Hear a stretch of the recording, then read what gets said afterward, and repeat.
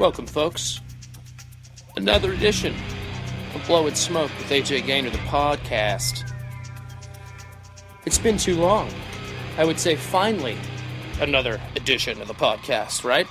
I will apologize to you sincerely. My head has been full of talk show stuff, the version, 1 hour version, so I do apologize, but things are going phenomenally well on the talk show side. I won't go into too much detail about it, but I'm very excited. I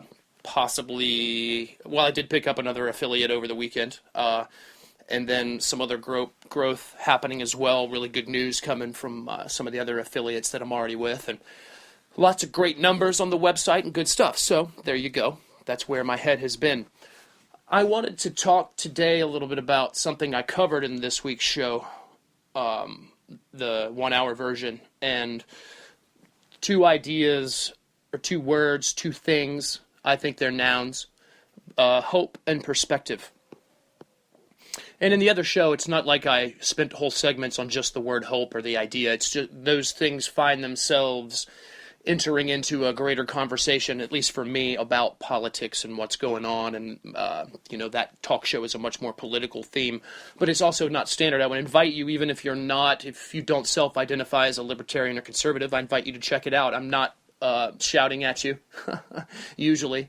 And I'm not degrading you. I'm simply explaining why the difference between two thought processes and the two sides of the aisle, why it's so important to understand what's really at stake. It's more about perspective, as I'm introducing this subject today in this show, and hope as well. And so we're going to get into that. The reason that I wanted to get into that today is I had a really cool experience over the past weekend. I was in Fargo for a couple of nights, and got to have a conversation with a group of real young guys. And I say that because you know how old I am, so I'm definitely not a part of their peer group. But I got to sit and talk about the world and some current events and what's going on, and it was a phenomenal experience. One of the young guys named Moses, an African from the Sudan region, I believe, and just really interesting story and perspective. Another young guy from this region up here in the northern Midwest, two actually from the northern Midwest here. And, some of the subjects of what's happening socially now. I say socially, I mean politically, but they're pretty much the same. Politics has come almost to dominate what's happening in our news cycle and in our media cycle and almost in our entertainment cycle now as well. Donald Trump is an entertainer. So it's unavoidable, and everybody's getting involved, or more accurately, everybody's getting tricked into thinking or believing something. And one of the things I try to do is present some notions to those folks who might be getting tricked to help get them into a thought process that lets them arrive at their own conclusion, myself being confident that that conclusion will be on the side of liberty and freedom and pursuit of happiness. But we get confused by associating those three things with things like health care or abortion or gay marriage or things like that. Those are all social issues. Those are all worthwhile debates. They're important for societies to decide what to do, communities, cultures to decide what to do. But for myself, it's not about a government and its role. I think there should be zero role for government in about 99.99% of the social, communal, and cultural development aspects, existence, you name it, of a nation. I don't think there's any room for the government to shape or guide or influence society and culture, at least not in a free society. And the way to get folks to that conclusion is something that I've seen happen in several situations I've been in over my 20 years out in society. And it happened again this past weekend where clearly at least two of the individuals that I sat down with and talked probably consider themselves liberal, progressive. One, I think clearly a Bernie Sanders supporter. The other one, I'm not sure. I think he's a dual citizen, but I'm not sure that I don't remember him saying or expressing that he preferred a candidate. A lot of the conversation was about Trump and what the heck's going on there. But as we went back and forth, it became clear that these guys just simply wanted a peaceful, easy, free, non-threatening social living experience where it's more about trying to remove barriers and things that hold people back to help individuals and groups find ways to reach their potentials. Those are all solid things to support. Believe me, I completely agree on all fronts that we have a better job to do to make sure that all of the folks that become adults in our society have opportunities to grow and progress and evolve. How to do that is where we end up disagreeing, and that's what I think has been lost in the conversation. There really is a whole heck of a lot of common ground between the millennials, the young people that I have spoken with, and myself at my age and my political beliefs. It's just clouded, and we can't find it because we're all arguing about social and cultural issues in a political context. So that's great. More conversations like that need to take place, and I hope I have the opportunity to have more conversations like that. I hope that's what this show is where through discussing some of these cultural debates we realize that really all we want is people to be free, people to have choice, for people to have opportunity. And the difference is how it's defined. On the left, that's defined as an equal opportunity for equal outcome. There is no such thing. You've heard me say that before on the podcast. There's no such thing as equal outcome. It's just impossible. It doesn't exist in nature. It doesn't exist anywhere in the universe. So how can it exist in human culture? How can it exist in human society? That's an unanswerable question, or it's an answerable question. I would submit that it's answerable. It can't. There is no such thing as equal outcome. That's only for math problems. That's the only place that works. It doesn't work with human organisms and human societies. And the thing that happens is you get into discussion. One of the things that took place in this conversation the other day was talking about how hate and racism and bigotry can be part of a person's environment and being raised in maybe families or communities or parts of the country or rural areas where these ideas or beliefs or things that are said are common, and how to end that. And what I presented was, well, it certainly isn't through law. And the other person was like, well, yeah, you're right, that's true. I mean, why would we try to have police enforce that people can't think about racist things? Because you agree that you can't force people to not think something. That's just impossible. And this other person started to submit an idea about how to raise kids and make sure that they're raised a certain way and that they don't hear those things, or that they are combated against if they do hear them. And my first question that I asked was, well, how do you monitor every individual and what they're hearing or saying? And that cut that person up cold. They immediately, their whole demeanor changed. They leaned back. You saw a physical reaction, a facial reaction, and it was like, yeah, you're absolutely right. There's no way to govern the human organism and the human individual in some utopian or perfect way to cause, for sure, the perfect outcome.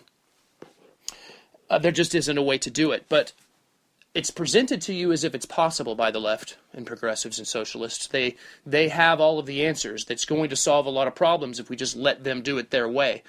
But the issue is that there really are absolutes. The absolutes are that government can't do a good job shaping and guiding culture and society, that the human individual cannot be utopianly or perfectly governed top-down by elite groups.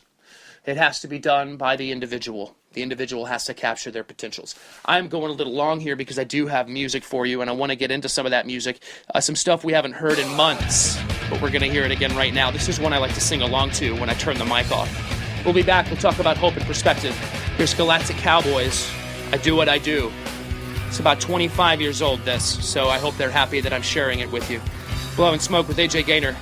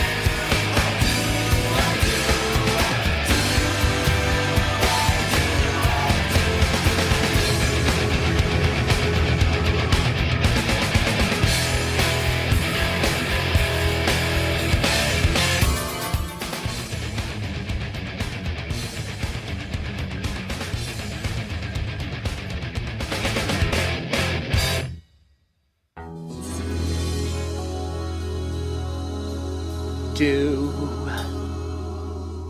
I do what I do. Galactic Cowboys. We're back to it. Left off there with some big ideas, but what I wanted to talk about today was the hope and perspective aspect of all and how it ties into what I was talking about before, which is the difference between the two sides and where we can find perspective and hope. I came on to something the other night, kind of through all of my brooding. It wasn't brooding, but it's a good dramatic word to describe what I was doing, and that was developing the talk show and the ideas behind